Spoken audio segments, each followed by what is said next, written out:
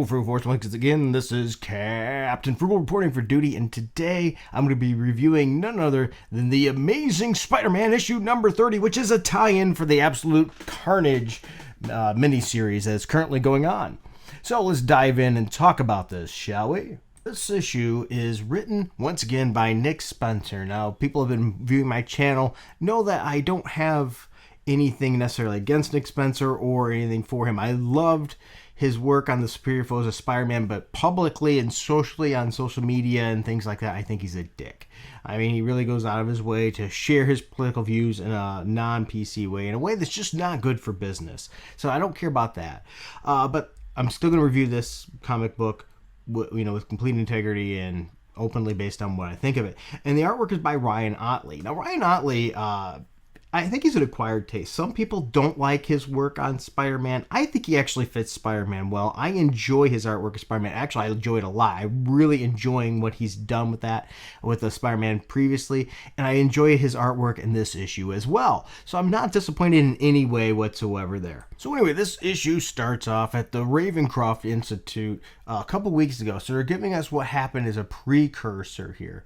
That's what this issue does a lot. It's actually going to go back in time, which is interesting because usually I'm not a fan of tie-in issues when there's a big event, because usually it's just a throwaway issue that doesn't really mean anything to the continuity. But I will say Nick Spencer did a good job tying this issue into the main continuity. We're going back to the part talking about Mysterio and the issue, and he's not supposed to say this guy's name, but he says his name anyway, and he doesn't appreciate it and kills him. And by the way, his name is Kindred, if you will. And so supposedly now, once again, based on what we see, we would appear that Mysterio's dead. But you know, this is comic books. You never know. He's probably going to get better eventually.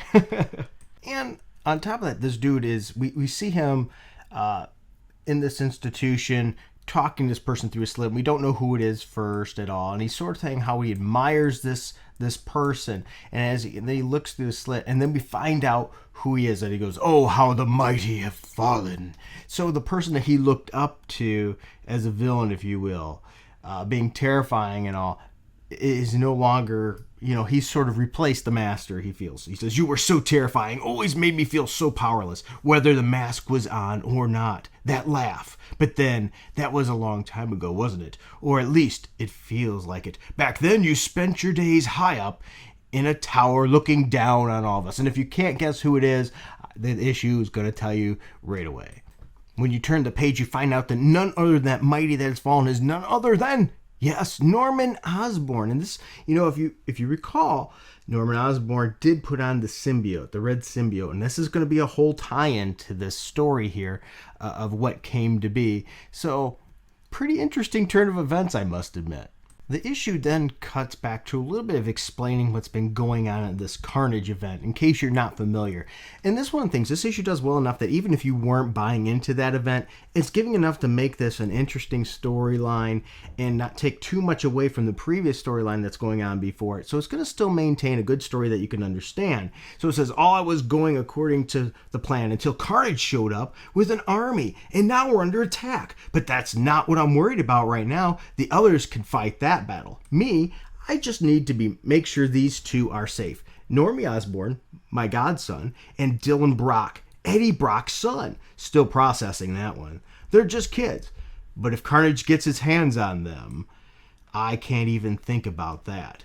What I do think about, though, is no matter how you slice it, this is all my fault, my responsibility." So there, once again, we have everything about how it's Peter's fault. It's all about responsibility. And before you go to the "oh, woe is me" game, it actually makes sense. And Peter Parker, in his thoughts in this comic book, actually explains why he views that it is his fault. And I'm not going to show you all these pages because I don't want a copyright strike, but it pretty much goes back to the alien costume in Secret Wars of how it came to be, and he got the Venom symbiote, and so how he brought that to Earth, and that started all these issues and problems with the symbiotes, which eventually led to Carnage being had and made, and the issue with Norman Osborn getting the costume and all that. And then the story is going to take on from there, where we're going to get a really interesting, a pretty brutal fight here going on.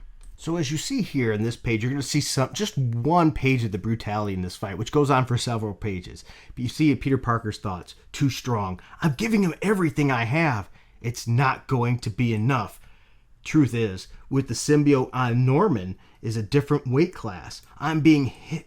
I beat him last time by convincing him to take it off and face me man to man. Don't think that I'm going to get that lucky again. No.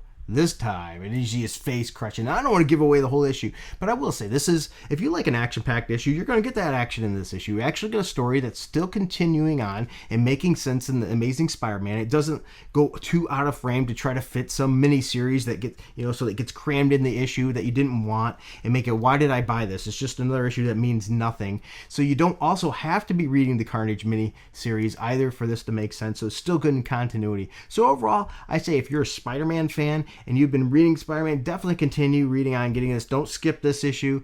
If you're thinking about jumping back in under Spencer's run and you weren't sure, it's been hit and miss, but you know what? I've actually been enjoying it. It's a little bit different take on Spider-Man. It's a little comical, but yet it still has an amount of seriousness to it. I will say it's much better than the slot years that we were getting there. So at least we have that going for us. So there's my take on it. I'm very interested to hear yours. Did you get this issue? If so, if you read it, what were your thoughts on it? Do you like Nick Spencer's run much better than Dan Slott's run? And do you think this was this worth your money or not, or am I just going crazy? All right, well, thank you for taking time to watch this video. Until next time, keep it real. Thanks for sticking with me through this. If you don't mind and you enjoy videos like this, please be sure to hit that like and subscribe, and even bigger, hit that notifications bell, because evidently that means a lot. Also, if you find yourself in the position that you can help the channel and you want to, you say, hey, I like this stuff.